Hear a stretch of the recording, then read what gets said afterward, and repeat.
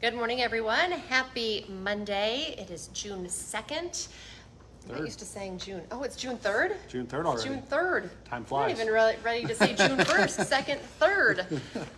Lisa, Dylan, Scott here with you on this Monday morning. Yeah. We're going to talk about all the rain reports, storm damage, and that kind of stuff. But of course, I want to remind you first, we're live on Facebook every weekday morning, right around this time. But it stays on your Facebook feed throughout the day, so you can watch it whenever it works best for you. We also make it into a podcast. You can find that at inform.com/podcast. Just look for the Inform Minute or anywhere you find your podcast, and check us out on all of our social media platforms. All right, overnight it was loud. That thunderstorm came through. The rain was really hitting my windows. That was keeping me up. You could hear the thunder.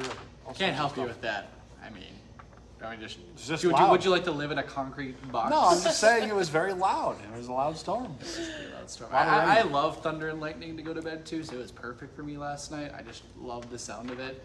It's like soothing to me, and maybe I'm just a nerd, but Meteorologist happy place. oh, it's the best. I love some good non-severe thunderstorms. But we did have some severe storms yesterday too. We had those heavy floods from just the quick rain that we had more like an hour's time in Jamestown. Even in Fargo had some isolated street flooding. It's just what happens when we get quite a bit of rain in a short amount of time. Yep. Yeah, the video of I-94 near Jamestown was pretty significant water on the road. Completely covered. And, For a little while. Yeah, exactly, until the water could run off. But a few wind reports. Highest wind gust report was 88.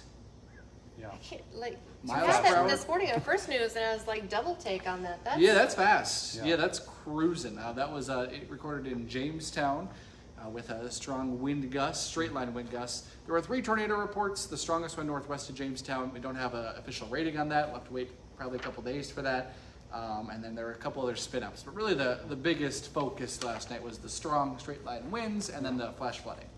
Some spots of Lakes Country did not see any severe weather, but just with the rain that they picked up, some spots picked up 3 to 3.5 inches of rain. Detroit Lakes area, and of course this varies location to location. You could pick up 3/4 of an inch, and 5 miles down the road they could pick up 4 inches. That's how thunderstorms are. So every single little location does vary, but quite a bit of rain did fall west central Minnesota and south of 94 really in North Dakota. Up to the north, really not a whole lot. Roselle, Thief Falls kind of missed out, which is probably good. They're okay with that. And then we're starting with fog this morning, although it's slowly starting to burn away. It's stubborn. Man, this fog is, I can't believe how long it's been lasting so far. But once it does burn off, it'll be a beautiful day. And then tonight to tomorrow, news that nobody wants to hear. More showers and thunderstorms are on the way. Jeez. Just need a little break. We do. We really do. The ground is super wet. We are just good with the rain. And good news is, after tomorrow, things look to dry out. Starting Wednesday, Thursday, a couple of windy days. Wind will help dry things out, and then by the time we head on into the weekend, don't have any chances of rain until early next week. So that's good. Yeah. Do you want to talk a little bit on, you did go out storm chasing Of course a I bit. did. Yeah. So we went, Cassidy's my girlfriend, and we went down south of Jamestown for a little while. Did not see the Jamestown tornado, did see a quick funnel cloud near Ypsilanti, which it eventually did turn into a quick tornado near Fort Ransom. So didn't see a tornado when we were out there, but some good structure. And The conditions were right then. they were okay. Yesterday we kind of knew going into it the biggest threat of the storms yesterday was going to be wind.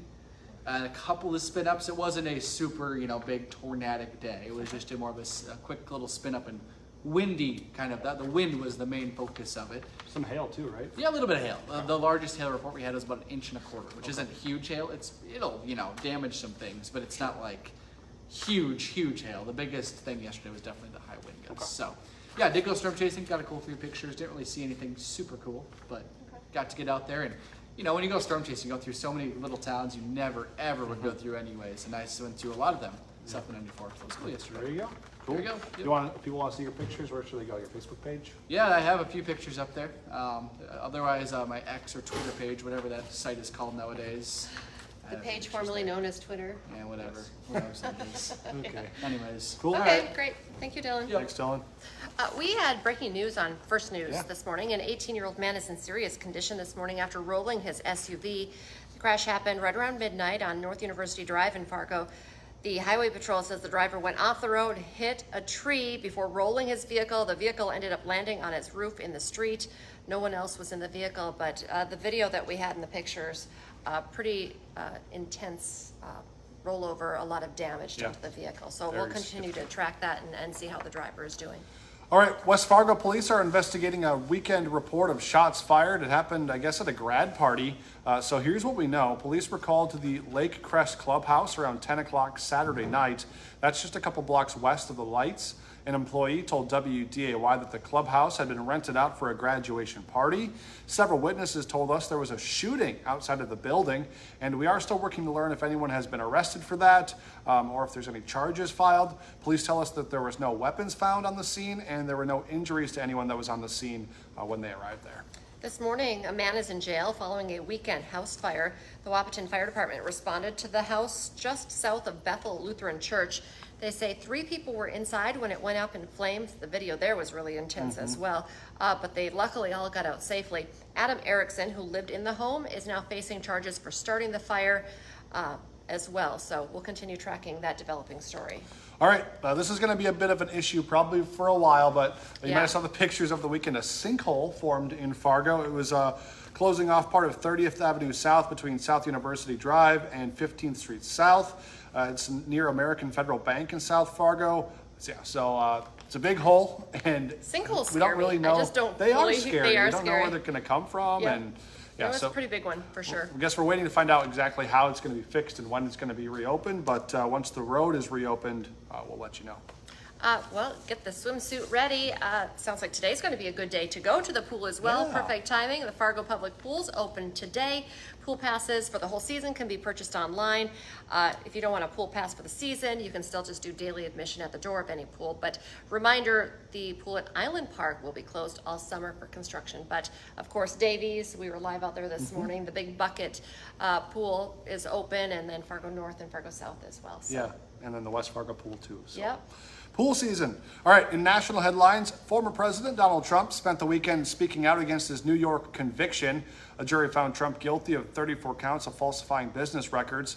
But legal experts say it's unlikely Trump will get any prison time, and his legal team is expected to appeal the decision from the jury. The appeals process could push sentencing back months, even beyond the November election. Right now, sentencing is scheduled for July 11th, which is 4 days before the Republican National Convention. Hot Mic is coming up 9 to 11 on WDAY Extra, also inform.com. Today, Dom's going to be talking about the NCAA track championships. They begin this week in Oregon. We're going to meet the NDSU and UND standouts going for All-American status, plus a Hall of Famer will be in town tomorrow for a basketball camp at Shanley. We'll find out why her coming to town is such a big deal. Join Dom on Hot Mic from 9 to 11 on WDAY Extra. All right, and for just 99 cents a month for your first 3 months, remember you can get an all-access pass to inform.com. Just go to inform.com/subscribe to get that deal. Our next newscast coming up at 11 this morning. And of course, we have you covered this afternoon as well, 4, 5, 6, 9, and 10. And we'll be back tomorrow morning for more First News from 5 to 7. Have a great day, everyone.